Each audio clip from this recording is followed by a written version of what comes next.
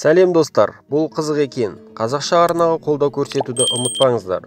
Орыстар Ақсақ Темірге қарыздар екенін білесіз бе? Ақсақ Темір аты қатыгездікпен ғана емес, көрегенділігімен және жан-жаққа бағытталған нәтижелі әскери жорықтарымен танымал. Тимур 1336 жылдың 9 сәуірінде Шахрисабз қаласында қолына бір уыс қан ұстап дүниеге келген. Бұл құбылысты көптеген көргендер Тимурдың кейін көп қан төгетініне болжайды. Олар Шыңғыс ханмен келіп Самарқанд маңына қоныстанған монғолдық барлас руынан шыққан Тарағай әмірдің ұлы еді. Тимурдың Шыңғыс хан тұқымы болмағандығы оның ішінде үлкен бір амбицияның туындауына ықпал етті, яғни Шыңғыс хан тұқымынан асып түсу. Аспанда бір құдай болса, жерде де бір хан болу керек деген қағиданы ұстанады. Оның Орта Азия халықтарын бір қол астына біріктіру мақсатында бастаған соғыс пен қан төгістің нәтижесі Орта Азия халықтарының тоқырауымен, орыс мемлекетін Алтын Орда тарапынан тәуелділіктен босауымен байланысты. Куликов шайқасында Мамайды жеңген орыстарға Тоқтамыс хан бүкіл орыс қалаларын тонап, өртеп быт-шытын шығарып, үрей туғызады. Әмір Темір Тоқтамыс ханды жеңіп орыстарға бара жатқанда Василий Дмитриевич князьдің қорқыныштан келе жатқан Әмір Темір әскерінен Мәскеуді қорғашы деп Құдайға жалбарынғаны туралы деректер бар. Сол уақытта Ақсақ Темір әскерін бұрып елге қайта оралады. Алтын Орданың Сарай, Маджар, Башқұрт, Хаджитархан қалаларын жермен-жексен етеді. Нәтижесінде бұл жерлердің көбін 16 ғасырда Иван Грозный басып алады. Ақсақ Темір болса жорығын ары қарай Үндістанға бағыттайды. Бұл жорықта Дели сұлтанатын жеңіп, еліне көптеген байлықпен оралады.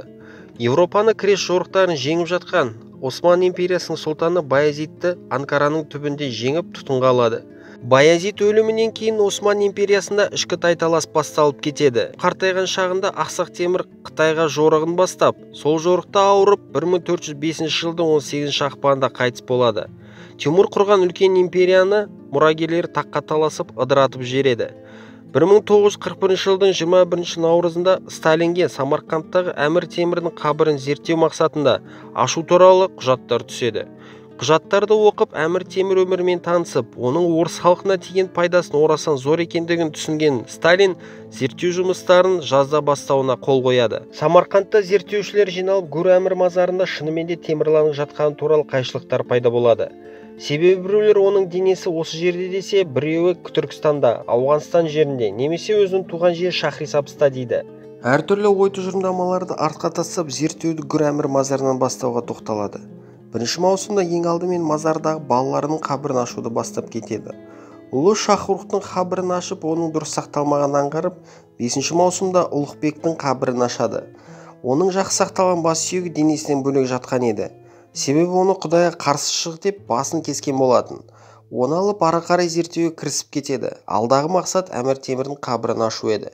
Қабір бетінде араб тіліне бәріміз өлім құшамыз, уақыт келіп біз де кетеміз. Бізге дейін ұлылар болған, бізден кейін де келер.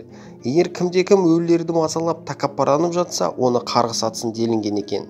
Зерттеушілер қорқып бас тартқысы келеді, бірақ бұл Сталиннің өз қадағалауына алған жұмыс еді.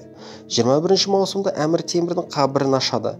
Бұл туралы ақпарат бүкіл кеңес үкіметіне тарап кетеді. Бұл ақпаратпен қатар Гитлердің кеңес одағына соғыс жариялағанымен қатар келді.